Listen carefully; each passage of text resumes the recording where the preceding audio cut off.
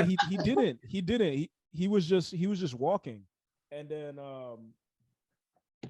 me and Bert were like, oh shit. It was like, dog, we ain't seen nothing for like 30 minutes, bro. Like, where is he going?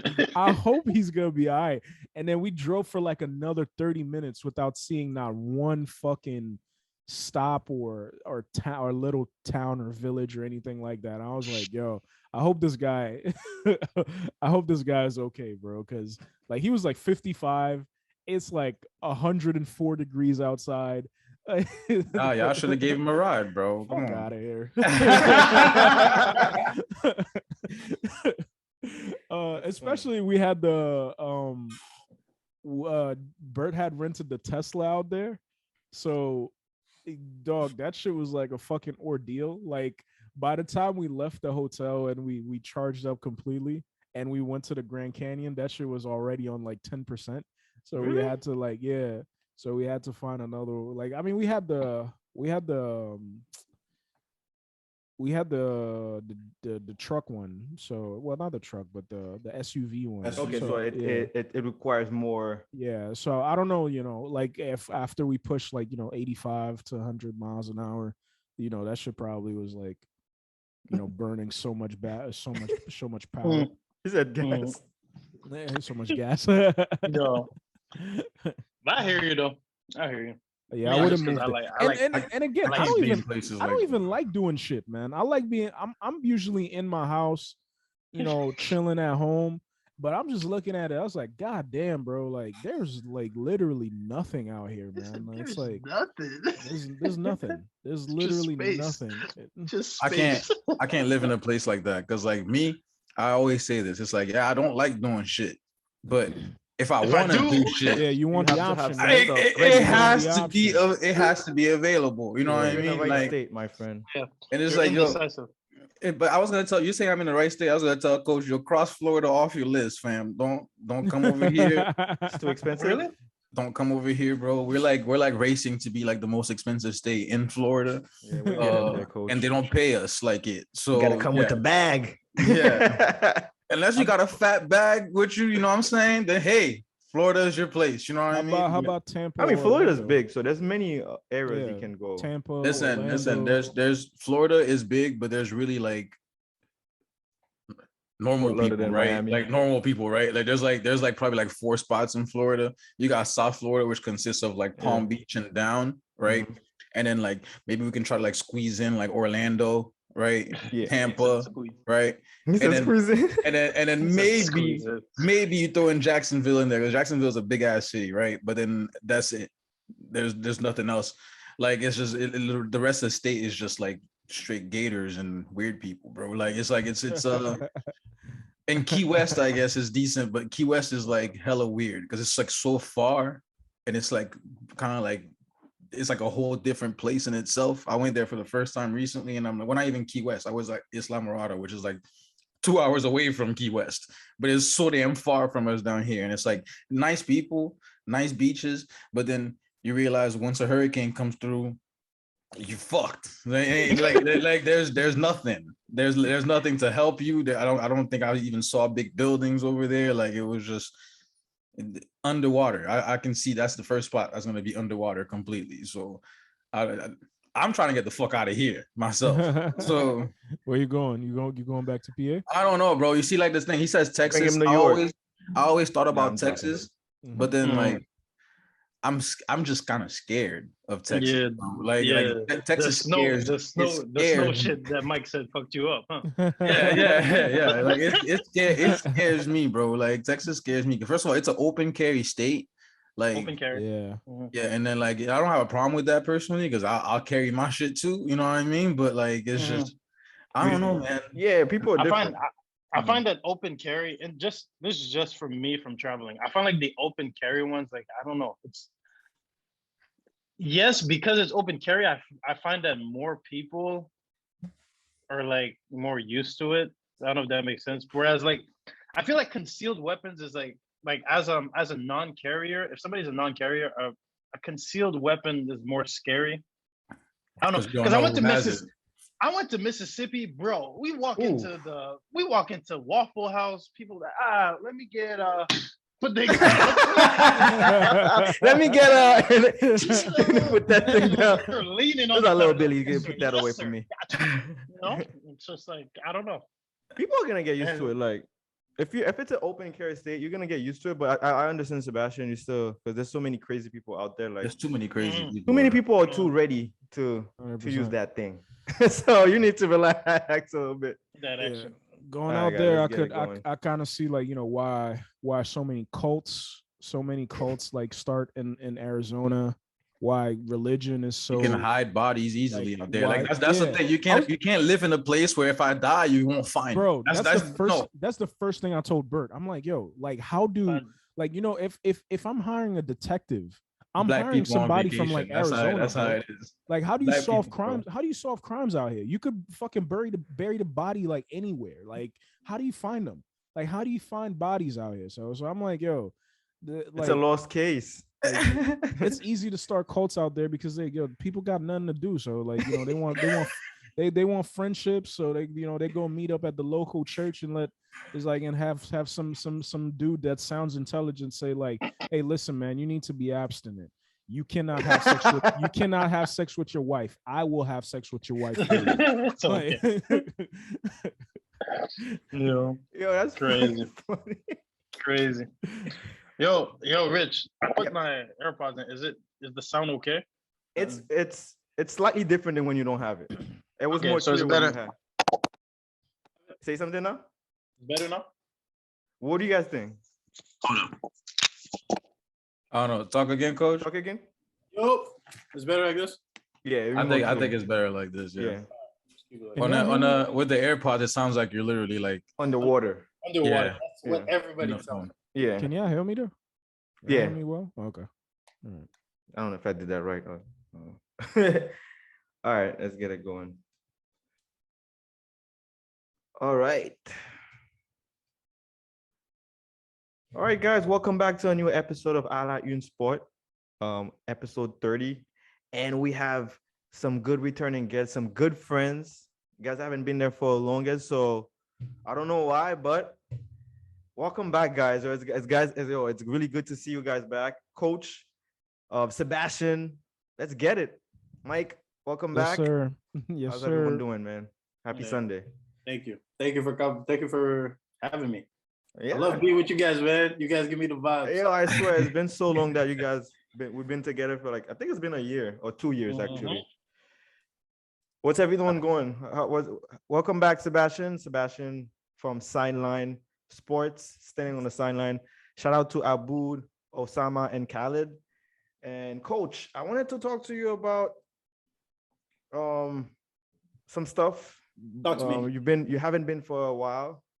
I know you are doing your Project 365, and you also coach at the Orangeville Prep and bound to lead basketball over the summer. Talk to me about all those experiences you're having right now. Oh, it's fun. Like now we're getting back into the flow of everything.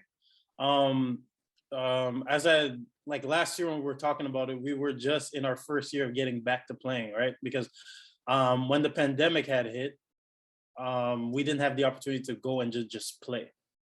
And now we're getting to the flow where now it's been our first full year. So now I'm going through a full year of getting through a season. Now, how do we recruit for next year and all that things, right? So AAU also has a more natural flow to it now. Because that's what Bound to Lead is. It's our AAU team. We play on the Nike EYBL circuit.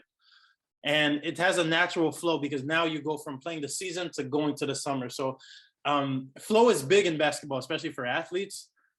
You kind of want to have some kind of continuity. So when something like the pandemic stops your whole routines, your whole momentum, like you'll see that some athletes will actually take a step back because routines and structure is so important. So now just being able to see the athletes just play, going through the season, finish, they reevaluate how they are at the end of the season.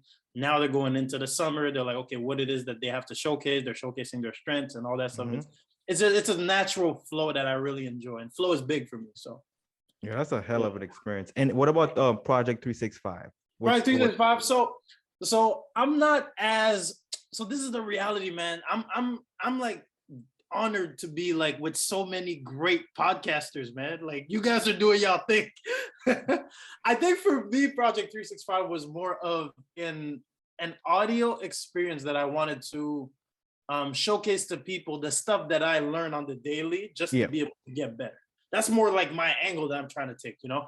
I'm not trying to be like in a studio necessarily where it has to look a certain kind of way. I'm not very worried about the quality. For me, it's more about the content. Yeah, honestly, what you're doing doesn't really require a lot of quality or anything. Like you're just what you're putting out there is really important. We need that because you're really dissecting the games, the plays, or scenarios. Like it's a whole different thing about like just coming in here and do a podcast and talking about a show. That we need that. So that's why I wanted to know more about it. That's really good. Yeah. I appreciate you doing that, man. Appreciate it. And I think also with it, it's like it's a lot of like on Mondays I'll have like Monday boosts, right? So my Monday boost that I have like on the Spotify and I have on Spotify and Apple Podcasts. Yes. So Monday boost sometimes is just like little 5 to 7 minutes, sometimes 3 to 7 minutes, just like either a quote that I heard or either something just to get the mind right? Because like I think a lot of time like some people don't like Mondays. Like for some reason we're like, oh yay Friday, and then Sunday, Monday. damn, back to Monday. You know what I'm saying? So I don't know, just giving people a reason forward to Mondays kind of thing. Because like and I don't want to go too much on a rant here, but my life really changed when I started looking at my life as today I'm getting ready for tomorrow. Right, that's where I feel like my life really changed. So like, I actually prepare myself to get ready to go to bed because I know that the quality of sleep that I get tonight is going to determine how good of a day I have tomorrow, right? So just that continuity, I think like has resonated with a lot of people. So there's X's and O's to it, but the higher up you go in basketball, you realize that it's not really about the X's and O's, you know? Because like I'm sure we've all been there. We've listened to these guys talk about like in the huddle, you're like, oh, what's Steve Kerr gonna do? I can't wait for the X and O. Yeah. And then what do they always say? Yeah, you know, we got to get back in transition. We got to rebound. We got to play harder on defense. Like it's always the same thing. It's the same right? thing. I was like, bullshit. What's the actual thing? What's the actual thing? Y'all I know you're just trying to like get away. Like, okay, let me give you a quick answer. Like Popovich. Yeah. We're behind. No, so it's the continuity and the small habits. Yeah. That's the biggest thing. All right. And what can we find the Project 365? Project 365. I have on YouTube. I put some visual for people on YouTube. There's also we have an Instagram page, and we also have our episodes are on Spotify and Apple Podcasts. So on the weekly, I try to put in. But again, it's more. I think it's more of an angle that people are gonna like use this to get better. So 365. The biggest thing about it is every day, 365, every day of the year. Just find one thing to get better at. That's it. All right, Sebastian, welcome back from standing on the sideline. How's everything going, man? Everything's good, man. Going? You know, the show's great. You know, I think we try to be consistent and drop episodes at least twice a week, especially, you know, there's not much going on right now. I'm supposed to be recording later, actually, too. So shit, I got your early end. It's about to be, caught me early today, but it's all good. But yeah, no, you know, it's good. It's vibing. It was a pleasure having y'all on there. Coach, I don't know, one day maybe we'll catch you. I know you're a busy man. Maybe we'll catch you. No. Yeah, always make time. Always make time for y'all. You know, so you know, but yeah, it's good. You know, we're just trying to get the followers going and trying to get content going. We just can't wait for football, the NFL to come back around because I feel like we're getting ready to kill shit. And yeah, you know, I appreciate everyone who listens to us. You know, obviously, like Rich, you always say this, you brought me into this whole world and everything. And then, you know, now we're just trying to expand the whole thing. We just like all of us, we all got to eat. So, hey. Just doing the same thing that Mike did for me because he brought me to that also. So, like, if someone is showing you the way, you got to show everyone. Yeah, there's nothing. There's nothing into it. I hate people who don't share. So, yeah, like for sure. Yeah. For sure. We all want to eat. You know what I'm saying? So. Mr. Wetz, welcome back. You got the shirt on. So he said he's ready to debate. So yeah, man. I came ready. He's ready, man. Man's came like a Stephen A. Smith today. He's on that. Yeah. I'm on my antagonist shit today, man. I'm ready. All right. Since we're ready, let's let's get right into it. So we're gonna get right into the game 4 analysis. Um, as you guys saw, like in the last 5 minutes, Celtics like offense evaporated, and many of them is because like they were saying that they were playing more stagnant. But also good defense from the Golden State. Many shutting out the lanes, forcing guys to take threes, and many more. Like, and also adjustment from Kerr benching Green.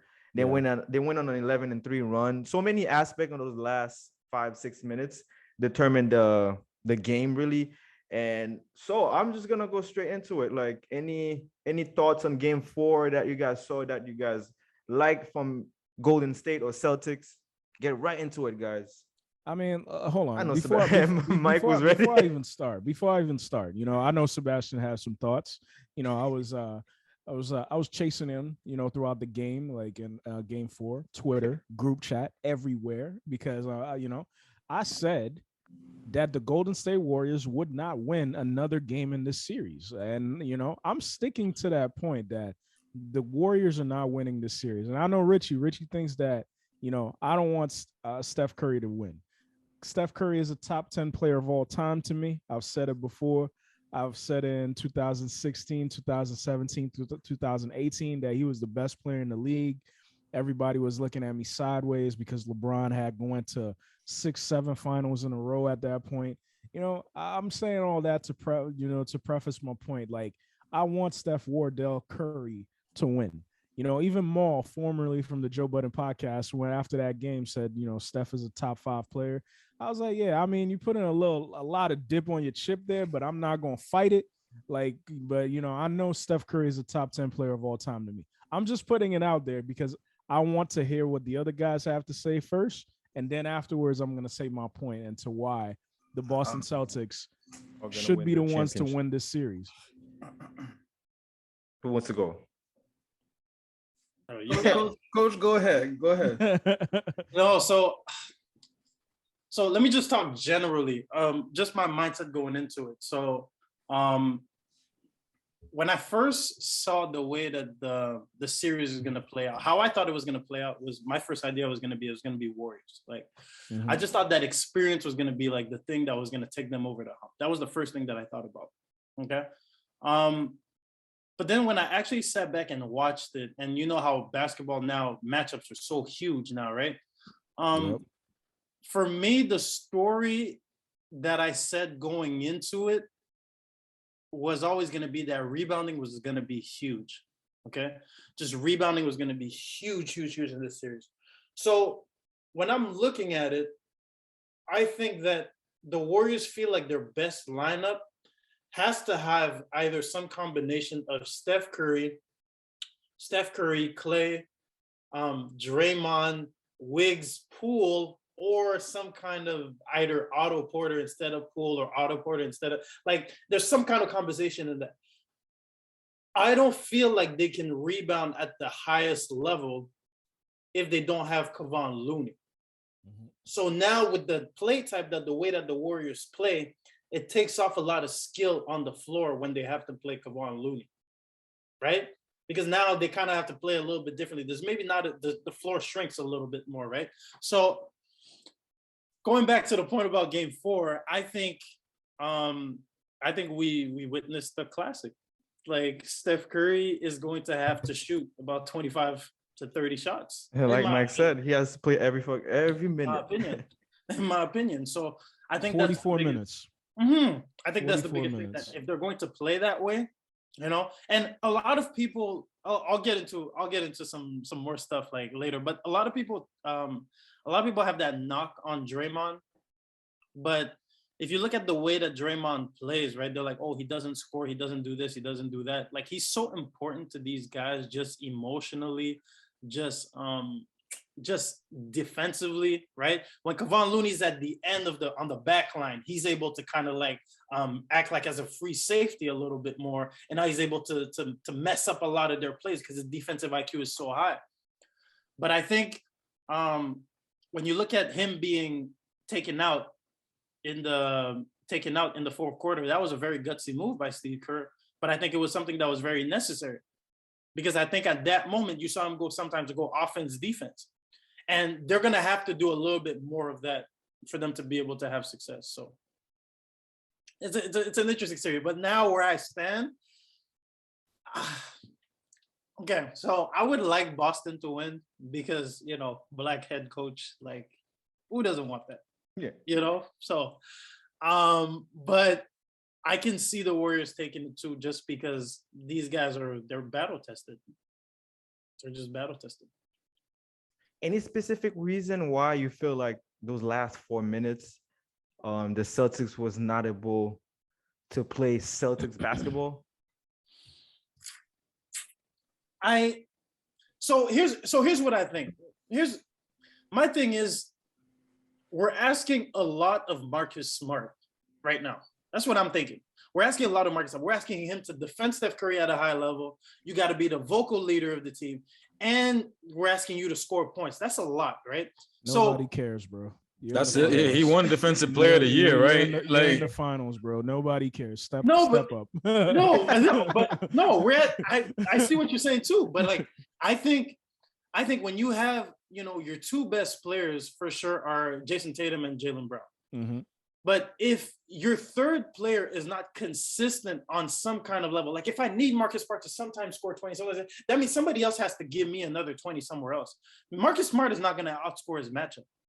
He's not going to outscore Steph Curry. He might score 20, he might score 21 game, but he's not going to outscore. That means that those points has to come from somewhere else. But they have been, though. That's what they have, like guys like Derek White, who's just been for some reason, some games he just doesn't look like he knows how to miss a 3-point shot. And then, Al Horford will have these games where he shows up also. So it's like, it's not just Marcus Smart. They do have those points. They do have that production coming from other players. But the reason why I'm saying that is because, you're so would you consider guys like Derek White, guys like Al Horford to be role players? What are they? In that system, they are role players. That's what they are. I'm gonna tell you something, because look, for me, it says this is why I like, Mike is talking, about like, yeah, Mike, yeah, you, right? You over here talking about like, you're talking about the Celtics as if like they're just like, MJ and Pippen, like, it's like, oh, they Golden State Warriors are not gonna win one more game, and this is the part that blows my mind, because as you started right here, you try to say all this shit so you don't catch no smoke. You gonna catch smoke, because I got smoke for you too. Dog. You said all this shit, right? You said all this shit talking about, oh, you want Steph, Wardell, Curry, you want him to win, blah blah, top 10 all the time. But at the same time, you're gonna disrespect him and say that the Golden State Warriors are not gonna win another game. Yeah, and that's the part that blows my mind, because Steph Curry knows damn well he ain't just gonna lose these games like this. As you can see, he dropped his 43-point amazing performance. He should have been more. He got fouled plenty of times that he didn't get calls, whatever. All right.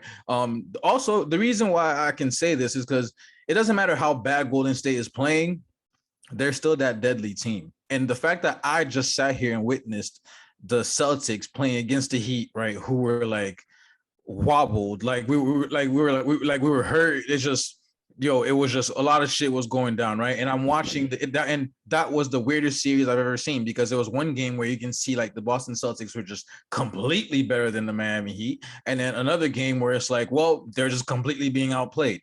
It was literally going both ways, back and forth, all the way to Game 7, right?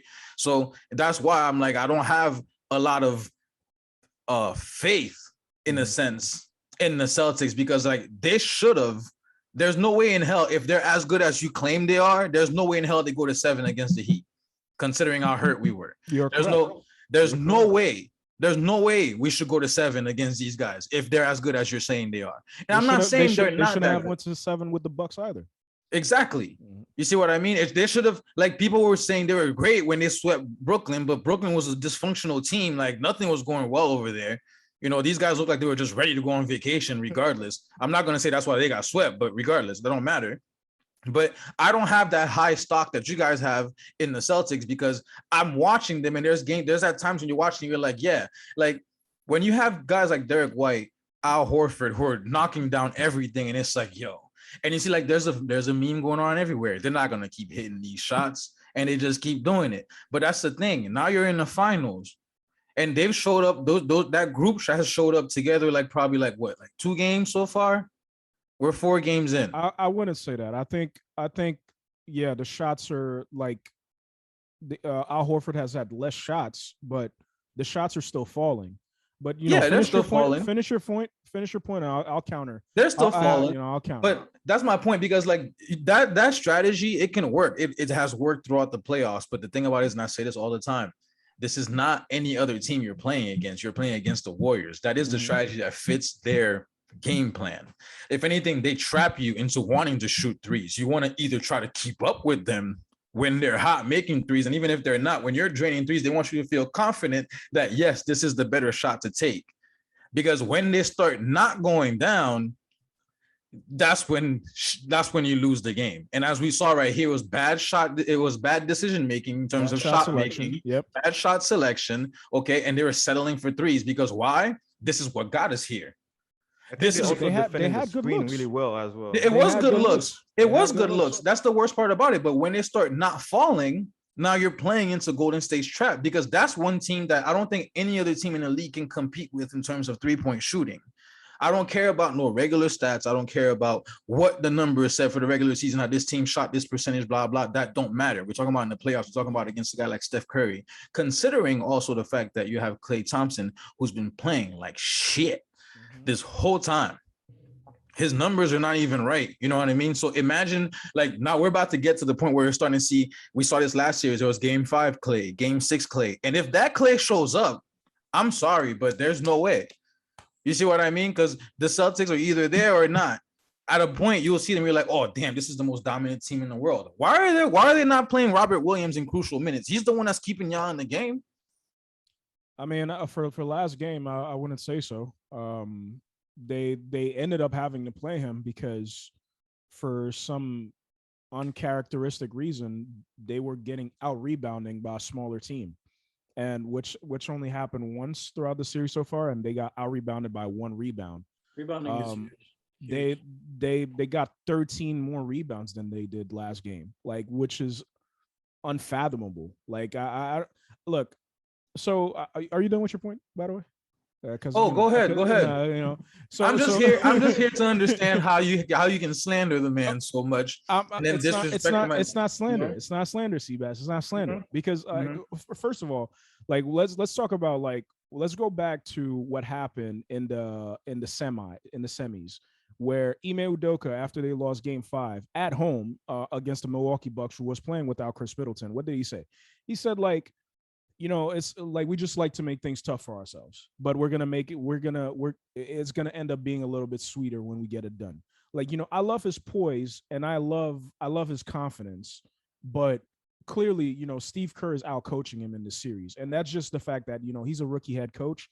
He's gonna learn a few things. There's another tweet that blew up on Twitter actually, that had like 5,000 likes the last time I checked it. Like, nobody's better at beating the Boston Celtics than the Boston Celtics, which is why maybe now I'm kind of like siding on Fabo's side, where he is like, he doesn't have full faith in his team because they just like blowing stuff up on themselves for no damn reason.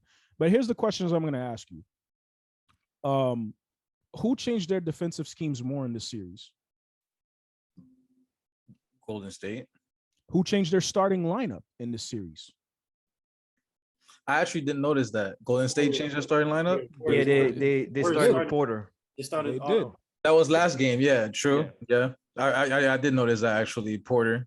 So we're talking about he's been playing well himself. So it's like, yeah. He's been playing well. And the important thing for the Golden State Warriors is to start well early, because they're finding out that it's taking too much energy to chase the game, especially against a physical team like Boston. When you're looking at game 3, where they started off so poorly, well, because you're putting 2 non-scoring bigs on the court with Kevon Looney and Draymond Green, and now you're putting so much pressure on Andrew Wiggins because of the way that they're guarding Stephen Curry. Like, so now the other question I'm like, I'll ask, I don't know if Richie has it, but we'll get to it a little bit later. But you just have to tip your hat off to Steph. Steph played an all-time game in game 4. Thanks. He played an all-time game in game 4. And I'm not going to talk about the refs. You brought up the point that he was getting fouled. He should have had more points. It's operating at a net zero right now. Calls are bad either way. Boston is not getting a whole bunch of calls. Golden State is not getting a whole bunch of calls. Like, the refs are terrible. We all know this. It's been a terrible playoffs for this for the referees. But when I'm looking at it, you're looking at Steve Kerr having to literally grasp at anything that he can try to figure out to like beat this team. That just shows me that there's clearly one team that's better here, and it's the Boston Celtics. Ime's 5 has been Ime's 5 throughout the entire playoffs. Outside of injury, he has not changed his starting 5. But you've seen every other team. Miami had injuries, but when it comes down to Golden State, he's literally grasping at anything to try to figure out a way to beat this team. And that's why, like, now I've come to consider, like, Steve Kerr is a great coach because he's not afraid to make adjustments. And on the biggest stage, he's literally trying to figure out and trying to, like, find adjustments in a way to put his to put his team in a position to win. But everything that I'm talking about right now is pointing to one thing and one thing only. The Boston Celtics are a matchup nightmare for the Golden State Warriors. And they literally had to have an all-time performance. People are calling like Steph Curry's, like, that's Steph Curry's flu game. Like, yeah, like, so they had to get an all-time performance from him to actually get this W, where some of the shots, like, somebody was literally on his back, pause, every single time. Like, Derek White was in his grill on that last 3-pointer. Like, possession, they guarded him well. He just made tough shots, man. So, and sorry to cut you off, Rich, but when you're looking at, it was poor shot selection at the end for the Boston Celtics. But right there, they still had some clean looks. So this is what I'm like. I kind of have to disagree with that, though. Yeah, like my bad if I'm just cutting in right here. It's just because when you're saying that, like it takes a godly performance from Steph Curry for them to be in the game, and I think that you also have to account for the fact that you have Klay Thompson, who is also one of the other greatest shooting guards in the league in terms of shooting 3-pointers and everything, greatest shot makers, and he's not playing well. He hit some big shots at good times, game 4, but sometimes he just out here chucking shit up. Like I said it on my pod. I'm like he's doing shit like he don't give a fuck. Like, he looks like he don't care. You know what I mean? He doesn't care. I think he's just figuring it out. And we got to remember, Klay started playing he's been basketball hurt again 4 months ago. Yeah, exactly. That's why I'm so harsh on him. But like, and I sound harsh, but it's just the fact that, like, for right now, he's mediocre. But okay, so that's kind of the point I'm trying to make here, because he is mediocre right now, right? So imagine if he wasn't playing bad, if he had, because he, as mediocre as he's been, there are games throughout the playoffs right here where he shows up and you're watching Klay go off and you're like, all right, this is the Klay we're accustomed to. Right. So, like, if he has one of those nights, then that kind of like guarantees the W for Golden State. You see what I mean? So, like, I think that's the point I'm making, because for the Celtics, I think, look, it doesn't matter what Jason Tatum and Jaylen Brown do. I expect them to be productive every single night. But Jason Tatum hasn't been, though. That's the thing. Like, he has like game 3, he's the one who was scoring all the points. Game 3, I mean game 2. Game 2, game 1, I would say game 1 he didn't do shit. He just had 13 assists. Game 2, he's the one that was outscoring everybody. Game 3, I don't remember how many points he dropped, but game 4 right here, he didn't show up as people expected him to right here. You know what's funny? Right? Game 2 and game 3 and game 4 basically shot the same. You'll notice something 9 for 23, 8 for 23. You'll notice something though. Like, every night you get at least 50 points basically from Jaylen Brown and Jason Tatum. But I mean, like, that's like a guarantee. What you don't have as a guarantee is the other role players. Is Derek White dropping 20 tonight? Is Al Horford dropping 30 plus in game 1? Like, these are the things that you don't expect. And when they do that, it makes it very hard to beat that team. But that's my point. Unless their role players show up, the Celtics don't have a chance. And I don't want to put it that way. Yeah, I don't you talk believe about size. That's the only thing that's helping them as much as is because they have that much size over the Warriors. But when you have the Warriors shooting, once you have Jordan Poole having a good game, once you have Klay Thompson having a good game, no one could account for the fact that freaking Draymond Green just forgot how to play basketball in the finals. Like, all right, I want to hear what Coach let me has to see. say. Let me see what Coach No, has I to wanna say. hear No, Any but counter on that?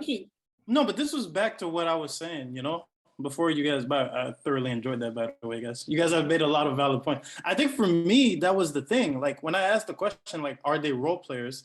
The reason why I said that is because most of the time you're role players, okay?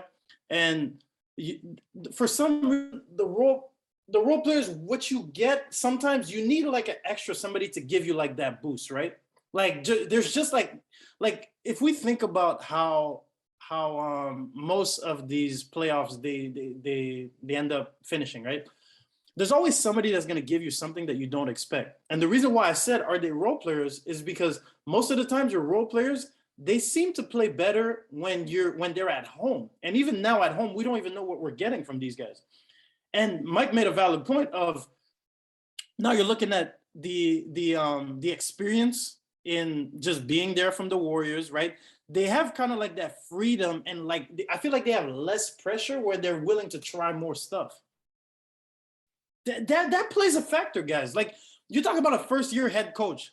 First-year head coach will go into the situation and just be like, this is what got us here. Let me stick to that. Let me not switch things too much because I don't want to. But now with the Warriors, they're more flexible. They're more like, let's start Otto Porter. Let me bench Draymond. You know what I'm saying? I think they have more flexibility because the only advantage I think that Golden State Warriors have outside of having Stephen Curry playing on their team is the fact that strength in numbers is truly well alive for them. Like, their bench is actually Their bench, yeah, their quality bench. Yep. Boston doesn't have that luxury. Yep. Outside of those three guys, the only other guy that I think that they could possibly play in this series is Daniel Theis. And who would play him? Time the fuck out. Hold on. So Boston don't got a good bench now? They have the three role players, and that's it. Who else are you gonna put?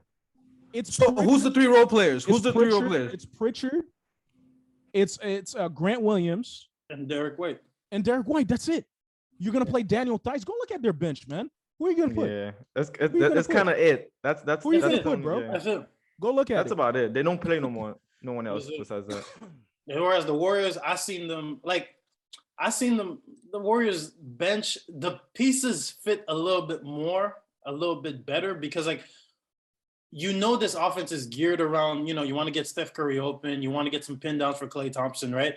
And I feel like the rest of the guys are kind of like more locked into that role where like when they come in, it's just like, okay, Gary Payton, you're gonna defend. You're gonna pick up, you're gonna defend. If they do play Kuminga, that's another story. But like Kuminga, I feel like if they were to play Kuminga, they would just be like, okay, you know what you're gonna do? Just block shots, just rebound and run the floor. Like cut. Yeah. So it does make sense. Like the bench does have a little more fit to it. There's a little more kick, especially when you know what your role is. Richie, I want to ask a question. Yes, sir. Because I don't know if you had that question, but my thing is now Steph Curry has torched this team for 4 games straight. We saw in the first game where their drop coverage on Stephen Curry was horrible. Like they've never seen Stephen Curry play basketball before. What were they thinking? Like he scored 21 points in the first quarter or the first half. I don't remember what it was. But now, like especially after the last game, I'm wondering. I want to know what you guys think. If Ime is going to think that, all right, like something that he hasn't done in the playoffs at all, no matter who has been going off against him, except for Kevin Durant, I think, because I mean KD is KD. Are you gonna blitz Curry in the pick and roll and force him to give up the ball and force somebody else to beat you? Are you gonna take the ball out of his hand? Because he's torched your team for 4 games straight now. And Curry has to play well. Curry has to play well for this team to actually win. And he's shown up every single game in the series because he understands that he cannot have one night off if this team is to win. Like he cannot count on Klay Thompson. you cannot count on Jordan Poole right now, and you definitely can't count on Draymond Green because he forgot how to play basketball, and he's still doing his podcast every 1 hour after the game, anyways. But let's not talk about that. But what do you guys think? What does Ime stick to what he's been doing, or does he blitz? I think that if I quickly can answer, I think that you can blitz in maybe the first 2 quarters, but I know for a fact Golden State is gonna adjust by the second half. They're gonna know what to do. But if that helps a little to slow down the offense, the early jump for Curry and stuff like that, have the other guys knock the shots if they can. Wiggins, Klay Thompson. But I think that's one possibility you can use. Yeah. So Mike, the reason why it's hard, okay, is because those ball screens are being set so high up, okay, and naturally your two bigs, like now what's happening is that the Warriors are calling, like it's either Robert Williams or Al Horford. They're calling whoever is being guarded by those guys to come set these screens, right? So with the screens being set so high up, it's kind of hard to get Al Horford 40 feet away from the basket and have him rotate all the way back to go all the way to the basket. Right? But what if you trap him? What if you trap him and try to? He plays off ball. You would basically almost have the same issue, because if your bigs, right? If Robert, No, I see what you're saying. I'm just trying to get points. Because I'm of the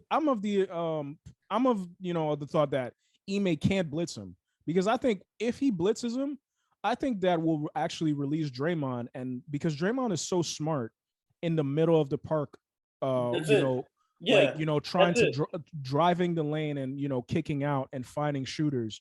I think even like if something like that happens, we might even be able to see Jonathan Kuminga. But I want to see what that reminds me of? That play that the Nets always does with what's his name? Brown? Bruce Brown, they blitz KD, and then he kicks. I mean, he passes to Brown, and Brown is looking for either an alley-oop or wide open. That's why, that might happen. But that's where you see, that's where like I feel like I'm getting at, because like I think it's gonna be part of a matchup. So you got two ways that you could deal with that. It's either you got to play two bigs at the same time, right? But then you kind of lose something on the offensive end. You got to play Horford and Time Lord together, but then you kind of lose stuff on the offense, right? Or because I think what the Celtics are doing right now is, I think the Celtics are okay. Hey, Steph Curry's gonna get his shot. Let's just not let everybody else go off. I think just watching it, I think that's what they're deciding to do, because I think it's becoming because you're looking at now it's a split, right? Like you said, Steph Curry torched for 4 games straight. It's a split. It's 2-2. I think that now if they started blitzing and then letting Draymond, now Draymond gets a feel. Now Draymond gets a touch. Now Draymond gets a play. It opens up the game too much. Mm-hmm. So I think that now they're like, okay, we're going to let him get a shot, but we're not going to let everybody else get into that flow. That's just what that's just looking at it. That's kind of like what I'm kind of seeing, because you're right. You're like, man, like Steph Curry's like killing y'all. Like, what are we doing? But if you look at it, that's part of the Steph reason gave why. him the whole arsenal last game. Everything. But again, that's the reason why. I'm not sure if it was Sebastian. Draymond's been such a non-factor. That's the main reason why. Yeah. We're staying home and we're not letting Draymond get loose. So now you're wondering, why does Draymond look like he doesn't? Because Draymond is used to playing 4-on-3 basketball. It's more space. It's easier. Right? But now if we're staying home and we're making him, when he catches the ball, play 5-on-5, now it looks like, oh my God, what is he doing? So now you're actually taking Draymond's superpower out, because you're not overreacting to the ball screen setting up all the way up high. On some Looney Tunes shit. Take this power away. What you got for me, man? Who? You got more for me? Seabass, what you got for me? You got more for me? No, I'm just like, it's just end of the day, bro. Like, we haven't seen the whole Golden State roster playing well together one time. But that's the thing, though. I feel like, listen. Yeah. We've seen the Celtics playing well together, the whole roster, right? Have we? Yes, we have. Jason Tatum is shooting 34% from the field.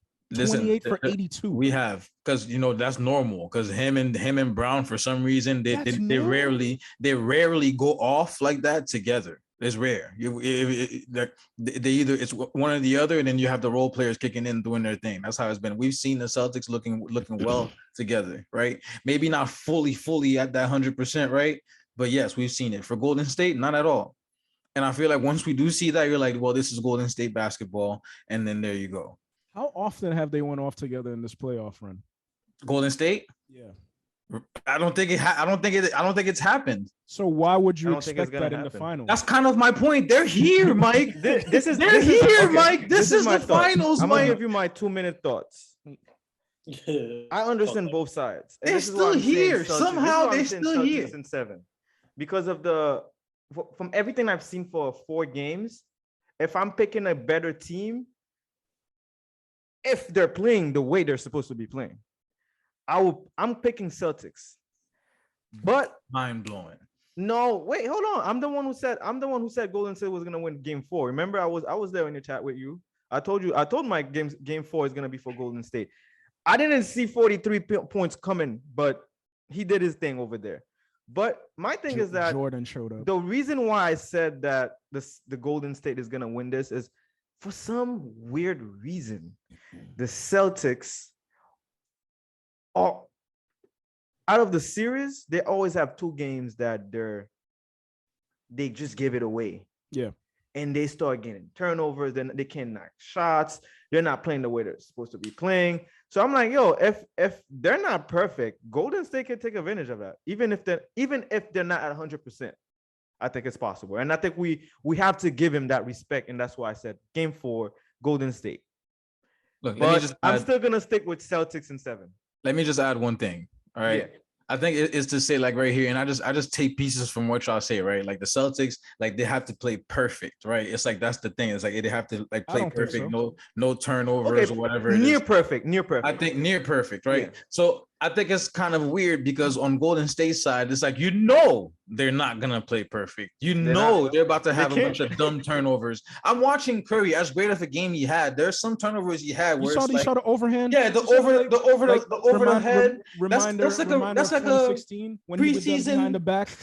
That's like a preseason game. Oh, we just chilling today. Like this isn't the NBA the finals. You see what I mean? Like as much urgency as you think they should have, sometimes it feels like Golden State's just here like, damn, we just lost it. We're gonna get y'all back in a second though. Like, like this, that's how they think. It's like to them, and it's crazy. It's crazy because it drives Steve Kerr crazy because you hear him talking about it all the time. It's like I keep telling them like they need to like, be more careful with the ball, stop turning a ball over like in such dumb turnovers, and they don't listen. He's like, I guess we'll see when they start doing it. You know what I mean? Like Steve Kerr has almost given up because it's like the way they play like so freely that it just causes sometimes for them to just not care, and they just who plays so freely, and but Marcus Smart has those turnovers as well. Jordan Poole plays like every time he's handling the ball now, like I'm like in panic mode until he does some good with it, and then it's like, oh shit, it's like what the fuck? Who are we talking to? Jordan Poole. When he's doing those herky jerky moves, I'm like, bro, like you can do it, but like you need to focus. Here's my last point. Here's my last point. That was putting an and one mixtape out there last game. Here's my last point before I let Coach get in here. I think last game 4 has a lot to do with how Jason Tatum was playing more than what Golden State did well in the game. Like where they, Andrew Wiggins out rebounded everybody. Like I think he had like 4 offensive boards. Steph had another offensive board, like between 2 Celtics defenders. Like you get out rebounded by 13 when Robert Williams played the most minutes he's played in this series yet. Grant Williams barely touched the floor. But I don't know if it's this new age. I mean, Coach, you could probably tell me that, but I haven't watched Trae Young play that much to say. Richie, you might let me know. But Devin Booker, Jason Tatum, and Luka Doncic. I've never seen these guys cry so much to referees in my life. Every single time. And that's why I kind of changed my stance, and I'm kind of agreeing with Fabo now. Jaylen Brown is the MVP of the Celtics in this series because every time he's driving to the basket, he's driving with purpose and he's driving straight towards, the basket. Like when he's putting the ball on the floor. Jason Tatum is driving at weird angles, like trying to draw contact. And every time he tosses the ball up at a weird angle, like you can't even see the basket. He's looking at the referee complaining. Like, let me tell you something, man. Nobody cares. Like every time, like you drive and you fall on the floor, like you're like, oh, you're shaking your shoulder. Everybody's saying like, oh, it's gonna come out like later throughout the series that Jason Tatum was playing with a torn. Tatum was playing with a torn labrum. Nobody cares, bro. You're in the finals. Figure it out. Figure it the fuck out, man. If I'm Ime Udoka, I'm taking the stat sheet and I'm going to Jason Tatum after the game and I'm whispering in his ears, why is Stephen Curry shooting more free throws than you? Can you explain to me why Stephen Curry has more free throws than you, my guy? You're 6'9" with incredible wingspan. Why is most of your points coming from the 3-point range right now? Like you're ass right now, bro. You're costing us a series. Like you need to wake up. So like this is like that's my thing. Like Jason Tatum, if you're mad and you're saying like you're barking so much at the referees throughout the game, then go back in that presser and get the $25,000 fine. Get it. It was like, yo, man, the refs are ass, bro. Every time I'm driving the lane, I'm getting hacked. Steph Curry gets scratched and clawed at every single time he's running off of screens. Every time this man is done with a game, you could see his arms have like mad cuts on it, like bleeding all the time. But you keep complaining and like looking at the refs like get back on defense, giving you the benefit of the doubt. Like, dude, like you're in the finals, figure it out, bro. Mm-hmm. But the last thing I'll say is that the Celtics have yet to lose back-to-back games. And however long, they're still the bigger and more physical team, and it's still Golden State and Steve Kerr having to figure out how to play and match up against them. It's not the other way around. So I was gonna ask you guys Game 5 prediction for the final stretch. What's your Game 5 prediction, Mike? I think it's a Boston Celtics. win. They have yet to lose back-to-back games, and I think it's another Celtics win. What about you, Coach? Game 5 prediction. Boston going into Golden State and winning. That would be huge. If they win in Golden State, it's over. They're finishing it off. Yeah. But if the Warriors win next game, I could see Boston winning 2 in a row. But if I'm taking this game, this is tough, man. This is like, to be honest, this is the most like it could go either way that I could say. I could see that. Yeah, but I'm gonna go because I gotta go stats wise, probability wise. The team that wins Game 5 most of the time, they're gonna win the series. So I'm gonna say Boston.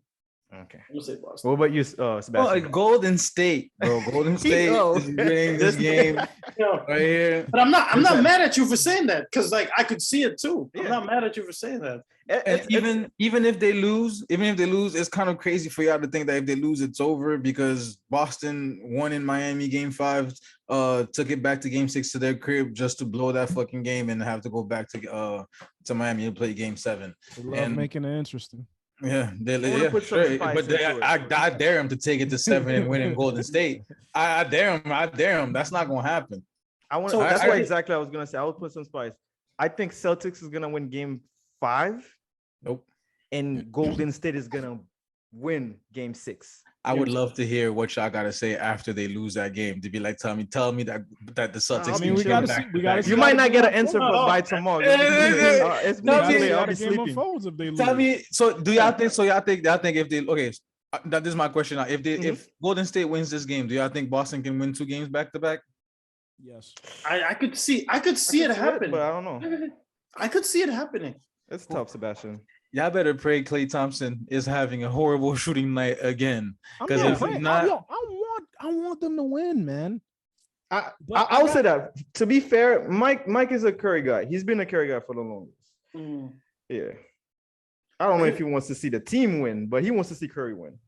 The only person I don't want to see win is Draymond because it's going to be a whole summer of nonsense, like just nonstop talking. That's about it. Like we're gonna see him drawing at Pat Beverly, like Kendrick he's Perkins, gonna be calling everyone like everybody out. Now, but let me ask y'all this: like Draymond, right? Do you guys think like can the Warriors win a game? And there's a reason why I'm asking this question, but can the Warriors win a game by benching Draymond the whole game? No. You think they can? You need too valuable of a defender. Yeah. Okay. So there's the next part also that people are not talking about. I think Draymond is a different player right now because Draymond is one technical foul away from being suspended. I think that plays, is he really? Is that the case right now? I think that plays a factor. Another finals where Draymond's gonna blow. That's what I'm saying. So I actually think he's a different player. Like defense, he doesn't give you his full value the way that he wants to give it to you. You see what I'm saying? Like, yeah. But that's another. Figure it out. I've been bro. thinking about this shit a lot. He said, Figure it out, bro. Like it's the finals. You know, one thing I say, like, you know, in Game 4 that was very underrated and I think undervalued is Steph Curry literally barking at the crowd in the first quarter, where he's like, basically, he just told like these guys, like, "Yo, I'm not gonna let you guys punk me and my team." And when it's usually when that was energy, a special moment. When that energy usually comes from Draymond, Steph doesn't. Steph usually is like, he's gonna do the shimmy. Yeah, he's gonna do the little flex pose, like the little dances when he's doing the threes. But him basically that was different energy. Yeah, him basically barking and being angry and telling, like, you kind of seeing like that, yo, fuck you energy from him. Like it was different. Yeah. And I think he's like, yo, listen, I can give you guys the business today in TD Garden. And I was telling you guys this TD Garden. Well, hostile. It's special. I was watching a game there, like, yo, they're so loud. They're drunk. They love basketball. They live off sports. They love sports, period. It's a tough crowd. Yeah, man. It's a tough arena to win. It's a winning city. You're talking about the Patriots. You're talking about the Boston, Bruins, the Red Sox. The Red Sox. Yeah. So, you know, New England used to Revolution? winning. Can we say that? No. I don't watch soccer for America. I don't watch American. No, but when Curry did that, I'm like, yo, I haven't seen that energy for the whole playoff. So I'm like, ooh, this man is. LeBron was hype. I don't know. But yeah, final stretch for that. I appreciate everything, guys. We're gonna go to the last segment. I don't think Sebastian Coach knows about that segment. It's called "What's Up with That." It's really small answers. They're just like whatever you guys think about it. Not listening to the show. What's going on, guys? Yeah, how you gonna say we don't know? Go ahead. Sebastian's like, shit, I don't know. It's really all towards the end, but just a few questions, like very, very small answers, like quick thoughts. So I'm gonna start with first one, Zion saying that I do want to be there. What do you guys think about that? Trying to get paid, baby. Trying to get them dollars. He already said he'd be happy to sign that extension. Of course you would. He barely played, and you're in time's up for that shit. So he gonna sign it and then ask to leave the next year. Yeah, I heard that he would love to play with his buddy RJ Barrett. So I'm ready for that trade right now. Who do you want? I'll trade the whole team. Besides RJ, of course. Second one. Julius Randle for Zion, straight up. Then I guess. No.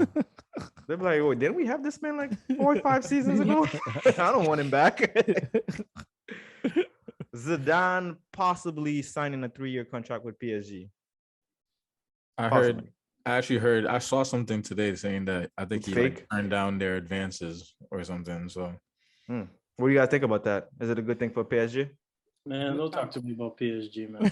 All right, next. I mean, it would have been. Y'all be pump faking guys, man.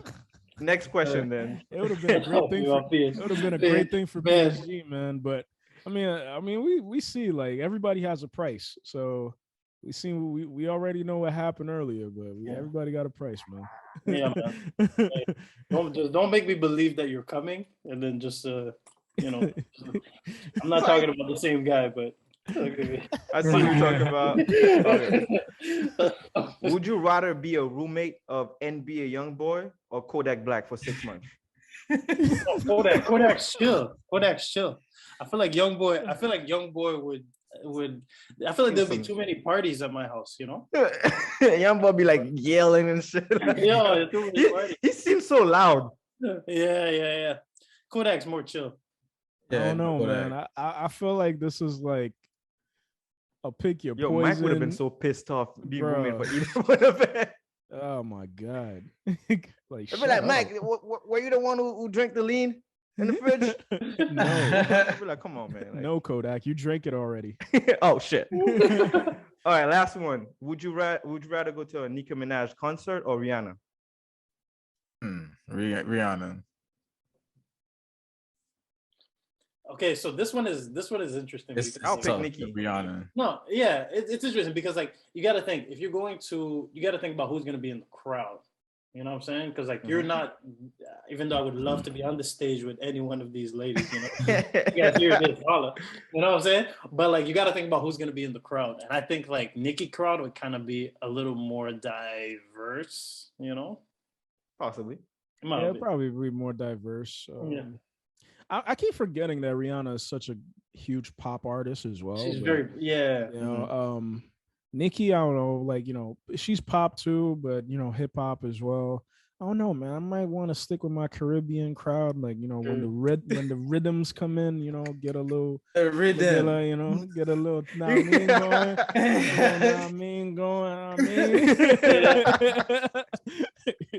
Getting that groove on. Yeah. So yeah, I think I'll pick Rihanna, man. Stick with my Caribbean sister. Right. Depends how many of them will be over there. But true. I could turn up, it's all white people. With them tickets being like $300. It's like, you brokey, stay outside. Yeah. All right, it was a pleasure to have everyone back. Coach O, Sebastian, Mr. Wetz, thank you guys for coming back to All Out in Sports for episode 30. Appreciate you guys. I hope you guys have a good Sunday. Thank you everyone who's tuned in, and like, subscribe, and download, and yeah, have a good rest of your weekend, guys. Thanks, man. It was a good episode. Peace. All right, peace. All right, boys. Peace. Yeah. It was a good one, guys. Sebastian, I've got him up to like rotation Boston Love. No, man, but que nous compter Pritchard at this point. He's barely playing right now. Yeah. He's been a little bit like overpassing until he's hitting shots. Until he's hitting shots, and then everyone's talking about how Peyton Pritchard are coming off the bench, dropping all these threes. I was actually pissed off when they were talking about Pritchard at the Nets series, like, oh, Pritchard's guarding KD now. Also, like, I'm like, yo, that shit hurts. Don't be talking about KD like that. Fucking, they were like, when you're watching Derek White hitting these shots, and you're like, bro, like this man look like he can't miss, and they're acting like it's normal, and I'm like, okay, like that's not normal. That's not normal. I mean, if you're open, bro. The shots are but still, like the way he plays is the same way he was playing with the Spurs. Yeah, but I don't think his 3-point percentage was that deadly. No. And it's the same for Al Horford. I feel like once he's on the top of that key, like on the top right, he's shooting that three, no matter who's in his face. Splash. Yeah. Splash. Coco aí você tá de Sanzo. And I don't understand that shit. And everyone's acting like that's just perfectly normal. Yeah. Like, that's the one thing though. Like I think he's so like Pritchard's so small too that like he's automatically, because he's so small, he's automatically a defensive liability. Mm-hmm. But the thing that I'm seeing too is that the Warriors they're not attacking the matchups the way that they're not, like, okay, so when people are attacking matchups, they do it a certain kind of way. It's either, ball screen set it, I'm dribbling off the perimeter, I'm beating you to the basket, right? I'm using my strength, you're not going to stop me go to the basket. But now what's going on is like, I think what NBA teams should start doing is they should start playing guys in the mid post. Like just throw the ball into the mid post. You're a little bit closer to the basket. One dribble, boom, get to the basket. You know, instead of like, because not everybody got that rhythm the same way that Jason Tatum has it. Jason Tatum, KD, those guys that could beat. You know what I'm saying? So Yeah, like, that's why Jason Tatum is so, and I think that's one of the things that maybe it's because Ime is a rookie head coach. He's not really figuring out how to utilize him in this finals to like, because like the things that you guys said, like, you know, chasing matchups, they even said in the presser, like he said it too, he was like, yo, I feel like we were chasing matchups too much. That's the playoffs. Yeah. The playoffs is about chasing matchups. You take the mismatches every single time. Yes. If you need to chase Stephen Curry every single time down the court, you want to pick and roll and you want Steph to guard you every single time, that's what you chase. That's the playoffs. That's how you win basketball games. That's why individual talent gets paid top dollar, because they want players to be able to isolate and score when it comes down, like when it's playoff time. So I didn't understand that coming from him. So yeah. So I'm gonna tell you a little bit his perspective. I think his perspective is more like, if you chase matchups too much, you end up playing in isolation the whole game, right? So with that being said, yes, there's a time to do it, but I think that was the biggest knock that they were saying. It became a little more stagnant, right? No ball movement. It's more the involvement of everybody. Because at the end of the day, that's the reality. If I don't feel like I'm getting the ball, there's gonna be is a lack of engagement on both sides. Vive Golden State. These dudes, because the way that Golden State, these dudes know who the money maker is. You saw that Gary Payton wide open three. He's like, oh no, I see Steph Curry. Oh no. Curry's coming. I'm not taking that shot. Bro, he dropped it back. Steph dropped it back, protected Curry for some space, and then Swiss cheese. High percentage, man. Like I would probably done the same if I. And you gotta get guys. That's where you gotta give Steve Kerr's credit, because you're managing personalities. You gotta explain everybody what their roles are. You know what I'm saying? And it helps when you have a guy like Draymond who understands that. Draymond's not going to take, even though Draymond's wide open. It's not just that though. They understand their role, but it's not like Gary Payton doesn't have that green light to take that shot. Exactly. He definitely does. Exactly. Gary Payton, you have to give him the credit for him to realize that. Look at Curry, first of all, he gets rid of the ball and he's already running to the other spot. Because you watch that play, Grant Williams just stood there, Jason Tatum, because he got screened off at first, he fell asleep also, and then Curry is the only guy who never stopped running. So Gary Payton sees that and he's like, oh, you know what? Even if his is slightly contested compared to mine wide open, that's fucking Steph Curry. It's the bread maker right here. Here you go. Like he the reason I'm here. It's like boom, right here. Yo, they were probably tired. That's why you gotta give props to Golden State with their workouts. That's why I was so proud of Anthony Edwards. Kermit. Saying that. Yeah. You gotta say Kermit. That's why I'm so proud of Kermit saying that. He's like, yo, Kerr told me, he's like, yo, if we gotta draft you, like you don't have to work harder. You gotta work harder, my man. Like, yo, check this out. I was actually like, because when I get into these modes, I just think about shit, right? So think about this. If Draymond gets an open layup, okay? Open layup, he gets 100 open layups. So the way that I started thinking about whether a shot's a good shot or not, think about if this person gets this shot 100 times, what's the return on investment?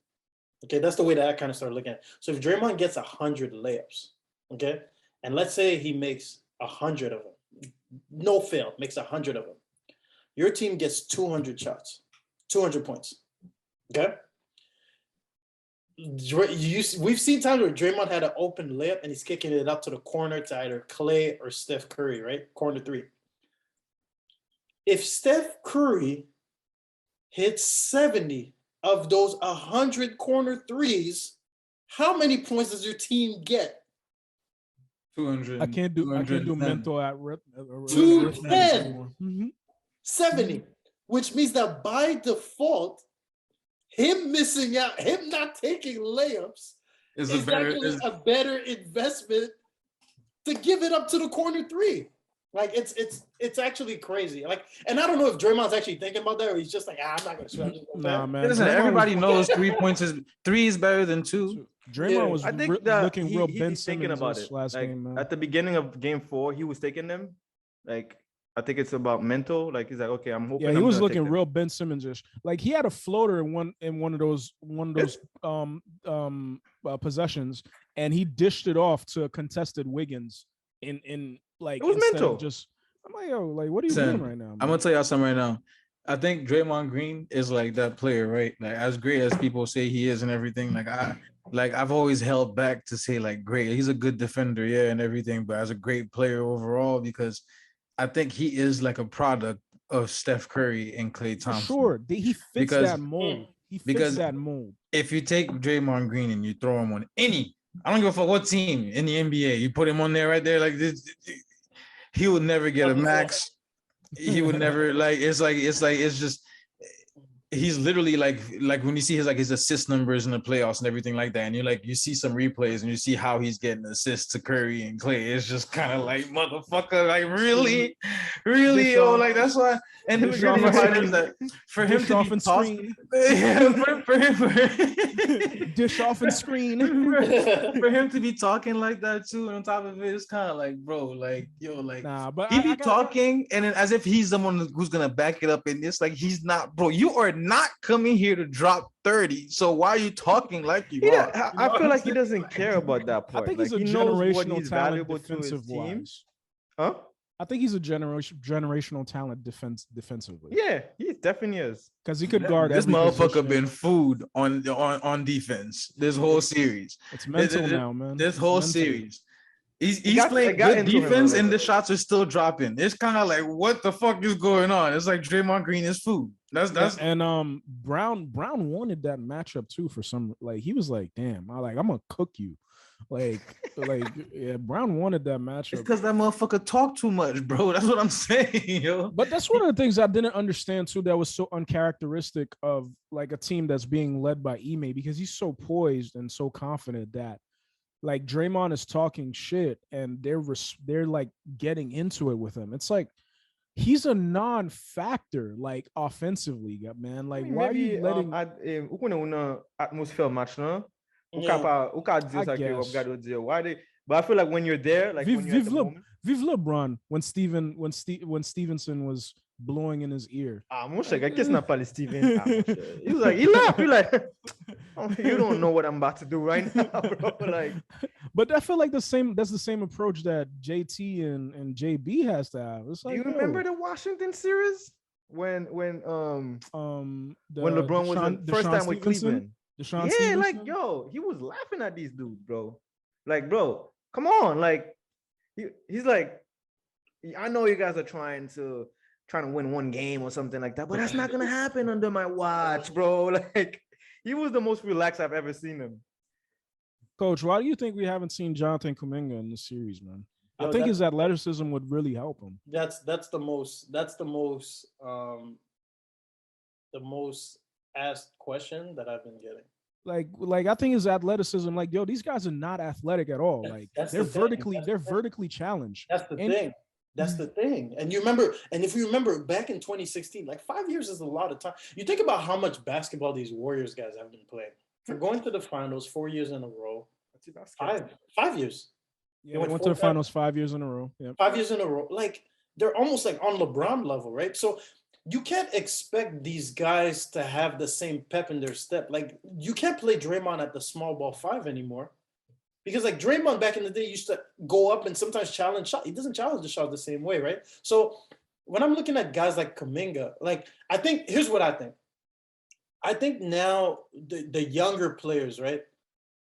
I think especially when you're a young player, you can kind of get caught as a deer in the headlights. Yeah. Right. So I think like Kuminga, yes, would be good, but I think that if I'm calling up a screen and Kuminga has to call it, like there's that aspect of it where it's kind of like, oh my God, what do I have to do? And those little things, NBA players are so good that they take advantage of those right away. So sure, but I think it's like the same thing with Poole. I mean, we clearly saw like game 1 and 2, Poole looked like it's like, oh man, he's not ready for the finals. Mm-hmm. But then he figured it out. I think like, especially like with Kerr, like that's what I thought. I'm like, yo, when he made the adjustment to start Porter, because Porter was playing bigger than what he actually is. Like when you're looking at the other series, like especially against Memphis, Porter was rebounding the ball really well. But I don't know if I said it in the group chat, but I was telling the guys, I feel like that was more timing, positioning, and luck. I don't think it's like Otto Porter was really boxing out as much to like get rebounds against a bigger team. So like where like, you know, when you're looking at the game like Andrew Wiggins, every time like the ball goes up, he's attacking the basket. He's trying to get offensive boards. Like, you know, and as a small team, you need that. You need that type of hustle and energy. So that's why I was like, yo, I thought that the adjustment would be to bring Kuminga in and play him spot minutes here and there before getting Kevon Looney. Before getting Kevon Looney into the game. But I don't know. I would like to see, like, if they end up winning and Kuminga doesn't play in 1 minute, I would like to see what Steve Kerr has to say. Like, he was like, yo, Kuminga wasn't ready. Whatever. Yeah, no, for sure. And I think that's the part too. Like, think about it. I would have loved, and we're talking about the 2 draft picks that they had, like Kuminga and Wiseman, are like 2 pieces that you're thinking, like, yo, those would fill in like nicely with what they have. For sure, especially Wiseman, man. Yeah.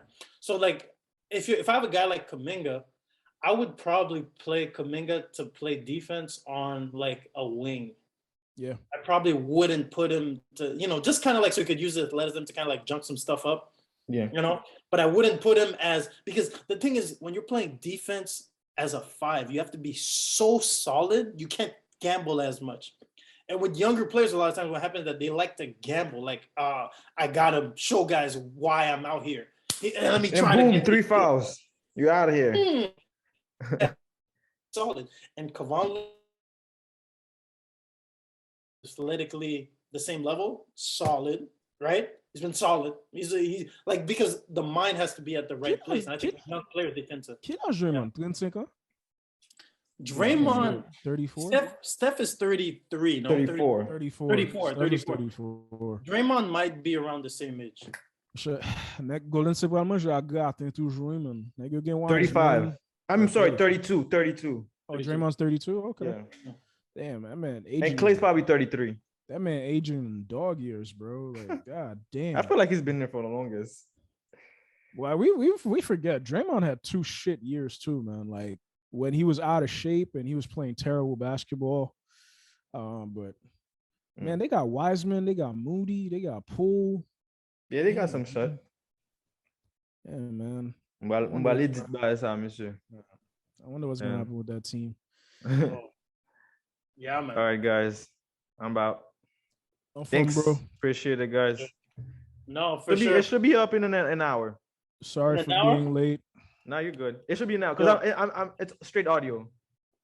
Okay, it's just audio? Yeah, just audio. Okay, so can you send the video version? Can you send it to my email? The video version? Yeah. Yeah, no problem. I might want to chop some stuff up. Yeah, I got you. When I'm smoking Seabass in the debates. No, that's like in the that's straight in the beginning. The little. He was. It was. I don't think I have all those parts because I commencé recording when you guys were talking about Arizona. But I'm not. You good. Whatever you have, you good. Yeah, no problem. Yeah, I'll send you my email. Okay, no problem. Send him on WhatsApp. I'll send it to you. All right, fellas. All right, man. No Peace. problem.